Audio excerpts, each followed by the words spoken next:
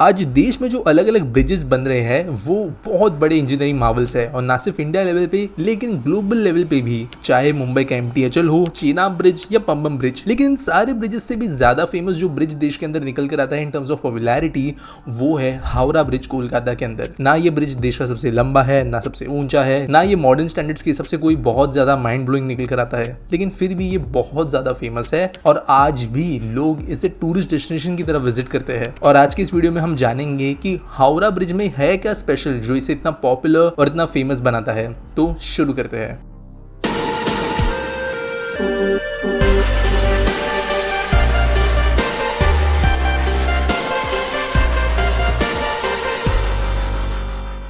Howrah bridge की popularity समझने के लिए ये जानना सबसे जरूरी है कि ये कौन से जमाने में बना था और उस जमाने के हिसाब से इसने क्या अचीव किया था। 1943 में ब्रिटिश कॉलोनियल रूल के दौरान इस ब्रिज को बनाया गया और ये वो जमाना था जब ज्यादातर पत्थर के ऊपर पियर ब्रिजेस बनते थे जो कि बनाने में इजी नहीं थे, लेकिन उसके वजह से होता ये था कि बहुत ज्यादा छोटे स्पैन्स पर आपको सपोर्ट्स देखने के लिए मिलते थे ब्रिज के अंदर और इसके लिए स्टेबिलिटी इन ब्रिजेस के लिए इशू नहीं होता था। लेकिन हावड़ा ब्रिज जहां पर बनाया जाना था वो एक ऐसी लोकेशन थी जहां पर दिन में कई सारे बड़े बड़े शिपिंग वेसल्स कोलकाता पोर्ट के अंदर बाहर होते थे और अगर बीच में पिलर्स लगा दिए जाते तो इन शिपिंग रूट्स की मूवमेंट रुक जाती और इसकी वजह से कोलकाता के बिजनेस पर इफेक्ट होता और इसके लिए ब्रिज ऐसा बनाना था जिसको कोई सपोर्ट नहीं है। और हावड़ा नदी क्योंकि कोलकाता के पास में आते आते काफी चौड़ी बन जाती है तो इतने बड़े लेंथ के ऊपर साल 1943 में बिना सपोर्ट का ब्रिज बनाना एक इंजीनियरिंग मार्वल था दुनिया के लिए। हावड़ा ब्रिज की लेंथ जो है वो 705 मीटर्स की है जो कि बहुत लंबी भी नहीं है लेकिन बहुत कम भी नहीं है। ये 2313 फीट निकल कर आती है। अगर हम कंपेयर करें तो बांद्रा वर्ली सीलिंग जो मुंबई में आज ऑलरेडी बन गया है मोर देन 15 ईयर्स पहले, उसकी टोटल लेंथ 5.6 किलोमीटर्स की है। इसलिए लेंथ के हिसाब से तो ये बड़ी बात नहीं थी, लेकिन हाइट के हिसाब से ये 82 मीटर्स लंबा था और ये आज भी बहुत ज्यादा है। इनफैक्ट जो बिहार के अंदर Mahatma Gandhi Setu one of the biggest bridges है वो ब्रिज आज भी 49 मीटर्स ऊंचा है, जबकि गुजरात का नर्मदा ब्रिज सिर्फ 31 मीटर्स ऊंचा है। उसके कंपैरिजन में 82 meters almost skyscraper level territory में जाना शुरू हो जाता है और इसलिए जब ये बना तब ऑब्वियसली ये एक मार्वल था। और ये हाइट इसलिए रखी गई थी क्योंकि बड़े बड़े शिप्स को इसके नीचे से इजीली पास कराया जा सके। अब दूसरा जो रीजन था इस ब्रिज के पॉपुलर होने के पीछे वो था इसके कंस्ट्रक्शन करने का तरीका जो कभी भी इंडिया में इसके पहले नहीं किया गया था। जनरली जब मेटल ब्रिजेस भारत में बनते थे तो वहां पर नट बोल्ट्स का इस्तेमाल किया जाता था, वेल्ड्स का इस्तेमाल किया जाता था, लेकिन हावड़ा ब्रिज के अंदर एक भी नट बोल्ट नहीं है। इस पूरे ब्रिज को रिवेटिंग के साथ में बनाया गया है। अब रिवेटिंग क्या होती है वो मैं आपको बताता हूँ। बेसिकली दो मेटल प्लेट्स को जोड़ने के लिए दोनों के बीच में एक होल किया जाता है जिसमें से एक गरम रेड हॉट रिवेट को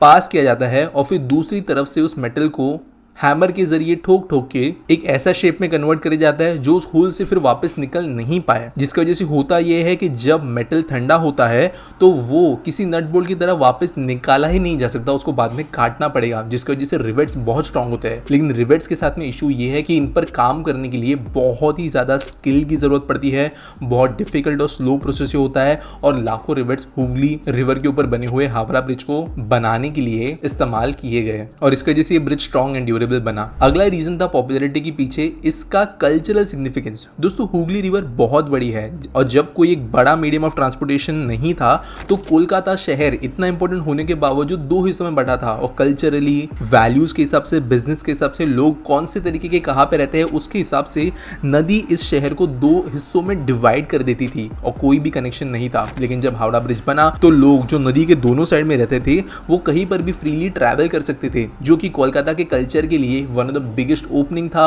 और लोग इजीली क्योंकि ट्रैवल कर पा रहे थे तो बिजनेस हो, लोगों के बीच में जॉब अपॉर्चुनिटीज हो या शहर का एक बड़े लेवल पे डेवलपमेंट इस ब्रिज के आसपास से बढ़ना, ये चीजें इस ब्रिज ने पॉसिबल कराई और इसके लिए कोलकाता के अंदर इसकी सिग्निफिकेंस है। अगली जो रीजंस है वो नॉर्मल है लेकिन फिर भी सिग्निफिकेंट निकल कर आता है, जैसे कि डेली के बेसिस पे लाख व्हीकल्स इस ब्रिज के ऊपर से गुजरते हैं। एक जमाने में ट्रैम्स गुजरती थी इस ब्रिज के ऊपर और दी ओनली रूट था इंडिया के अंदर जो इतने बड़े ब्रिज के ऊपर ट्रैम्स वगैरह चलवाती थी। पेडेस्ट्रियन ट्रैफिक भी इस रोड के ऊपर काफी ज्यादा है और क्योंकि 1943 के जमाने में ये सारी अचीवमेंट्स की गई थी तो ये इतना फेमस बन गया कि कोलकाता का ये हॉलमार्क बन गया। फॉर एग्जांपल जो पेरिस का आईफिल टावर है ये भी मोर देन 100 ईयर्स पहले बना है लेकिन ये उस जमाने में इतना सिग्निफिकेंट था। इनफैक्ट दोस्तों पिरामिड्स ऑफ गीजा के बाद में कोई चीज अगर ज्यादा हाइट की बनी थी दुनिया के अंदर तो वो आईफिल टावर थी। काइंड ऑफ सिमिलर चीज हावड़ा ब्रिज ने कोलकाता के अंदर अचीवमेंट्स के हिसाब से की थी जिसके कारण ब्रिज फेमस हुआ। यहाँ पर एक rule role journalist and photographers का भी आता है, क्योंकि कोलकाता के अंदर ये ब्रिज इतना